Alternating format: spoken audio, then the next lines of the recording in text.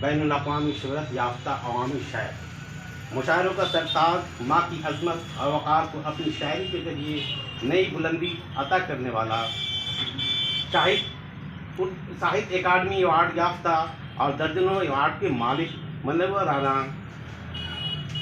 14 جنوری 1924 کی شب رات 11 بجے اللہ کو پیارے ہو گئے۔ انا للہ و انا الیہ راجعون۔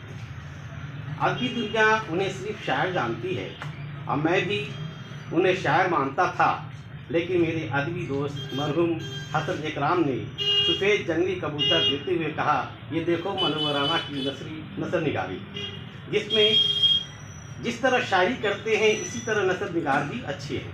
اس سے قبل میں انہیں شاعری جانتا تھا، نثر نگار نہیں جانتا۔ منور رانا کی کتاب سفید جنگلی کبوتر آپ کے درینہ دوست، برے وقتوں کے اچھے ساتھی جناب سراج مہدی کے نام ہے۔ سفید جنگلی کبوتر منور رانا کی نثری کتاب ہے، جس کی نثر نگاری قابل تعریف ہے۔ یہ روزمرہ کی ڈائری نہیں بلکہ تحقیقی مقالہ یعنی دستاویز لکھ رہے ہیں۔ چند مثالیں دیکھیے۔ مذہب سیاست کے لیے استعمال ہونے لگا ہے، عبادت کے لیے نہیں۔ پہلے تعلیم انسان بننے کے لیے حاصل کی جاتی تھی، اب اس کا حصول افسر بننے کے لیے ہوتا ہے۔ کسی زمانے میں جہیز سب سے قیمتی سامان بزرگوں کا آشیرواد ہوا کرتا تھا، لیکن اب بزرگ ہی نہ رہے تو آشیرواد کیسا؟ غزل کا گھرانہ کراچی ہے نہ دلی۔ اس مضمون میں رانا نے کلکتہ پر زور دیا ہے اور اس کو ثابت کرنے کے لیے ناقدین ادب کی بے ایمانی کا ذکر کرتے ہوئے فورٹ ولیم کالج کی خدمات کا ذکر کیا ہے۔ اردو زبان کے متعلق منور رانا نے کہا، کیا خوب کہا ہے، بزرگوں کے منہ سے سنا ہے کہ خدا جب بھی کسی چیز کو پیدا کرتا ہے تو اس کی زندگی اور حفاظت کا سامان پہلے پیدا کر دیتا ہے۔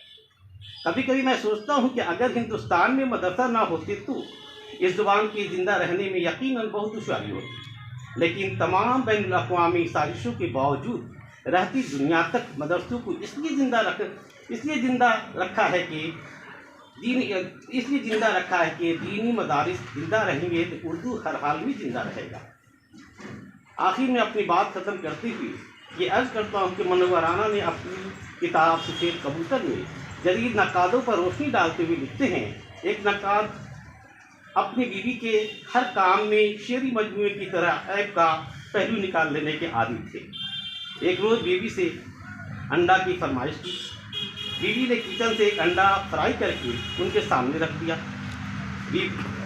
موصوف نے حسب عادت تنقید کرتے ہوئے کہا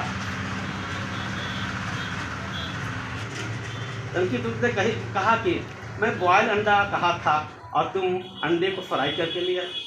دوسرے دن پھر انہوں نے بیگم سے انڈے کی فرمائش کی۔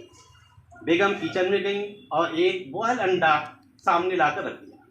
نقاد شوہر نے کیڑے نکالتے ہوئے فرمایا کہ آج میں فرائی انڈا کھانے کے موڈ میں نہیں تھا اور تم ابال کر کے لے آئی، ہے نا؟ آج میں فرائی انڈا کھانے کے موڈ میں تھا اور تم ابال کر کے لے آئی۔ شریف بیوی نے اپنے ناقص شوہر کو ایسے ہی چھیلا جیسے شورا جلا کرتے ہیں۔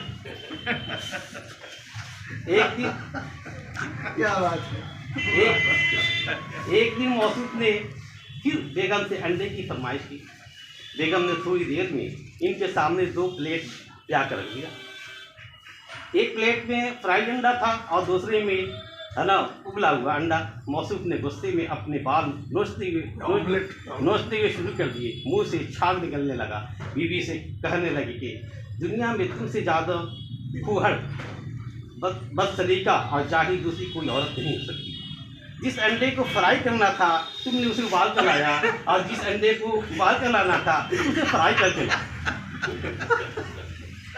کیا بات ہے! میرے سب اشعار اب نقاد کے ہاتھوں میں ہے، پھول سے بچیے میرے جلدات کے ہاتھوں میں۔ کیا بات! واہ واہ واہ!